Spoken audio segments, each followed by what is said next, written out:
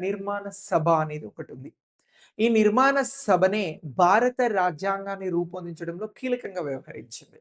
అయితే రాజ్యాంగ నిర్మాణ సభ ఏదైతే ఉందో, ఇది డ్రాఫ్టింగ్ కమిటీని ఎన్నుకోవడం జరిగింది. ఈ డ్రాఫ్టింగ్ కమిటీ ద్వారా రాజ్యాంగం ఎలా ఉండాలి అనేటువంటి అంశాలను రచించుకున్నారు.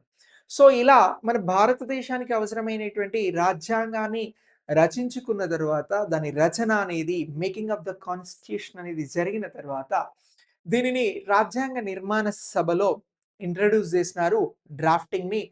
ఎవరు అనంటే డ్రాఫ్టింగ్ కమిటీకి చైర్మన్‌గా బిఆర్ అంబేద్కర్ గారు ఉండే. ఈ బిఆర్ అంబేద్కర్ గారు ఏం చేసినారు అనంటే ముసాయిదా డ్రాఫ్టింగ్‌ని ఎక్కడ అనంటే రాజ్యాంగ నిర్మాణ సభ కాన్స్టిట్యూయెంట్ అసెంబ్లీ అని అంటారు. దాంట్లో ఇంట్రొడ్యూస్ చేయడం జరిగింది.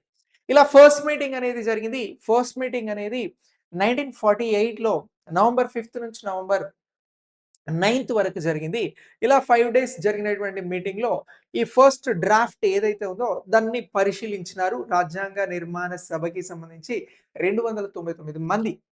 సో, ఇలా ఈ నిర్మాణ సభలో ఫస్ట్ మీటింగ్ జరిగిన తర్వాత అనంతరం రెండవ మీటింగ్‌ని కూడా ఏర్పాటు చేశారు. రెండవ మీటింగ్ అనేది ఎప్పటి నుంచి స్టార్ట్ అయింది అనంటే నవంబర్ 15, 1948 నుంచి స్టార్ట్ అయ్యి 17 అక్టోబర్ 1949 వరకి కొనసాగింది. అంటే సుమారు ఒక 11 నెలల పైన ఈ సమావేశం జరిగింది. ఏది రాజ్యాంగాన్ని ఇక్కడ చట్టంగా మార్చేటువంటి క్రమంలో రాజ్యాంగానికి సంబంధించినటువంటి ముసాయిదా కాన్స్టిట్యూషన్ డ్రాఫ్ట్ ఏదైతే ఉందో దీన్ని పరిశీలించేటువంటి అంశంలో దీనికి సంబంధించినటువంటి అంశాలను క్లియర్‌గా చర్చించేటువంటి దానికోసం 11 నెలల సమావేశాన్ని ఇక్కడ కొనసాగించినారు. ఇది సెకండ్ ఎడిషన్ అనుకోవచ్చు. ఈ సెకండ్ ఎడిషన్స్‌కి సంబంధించినటువంటి దానిలో ఏదైతే కాన్స్టిట్యూషన్ ఉందో డ్రాఫ్టింగ్ చేయబడిందో దానికి సంబంధించి 7653 అమెండ్మెంట్స్ సవరణల్ని సూచించారు.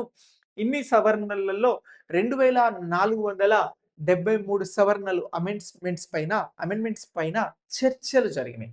సో, ఈ చర్చల అనంతరం నెక్స్ట్ మళ్ళీ థర్డ్ మీటింగ్‌ని కూడా కండక్ట్ చేయడం జరిగింది. థర్డ్ మీటింగ్ ఎప్పటి నుంచి ఎప్పటి వరకు కొనసాగింది అనంటే నవంబర్ 14, 1949 నుంచి 26 నవంబర్ 1949 వరకు కూడా కొనసాగింది.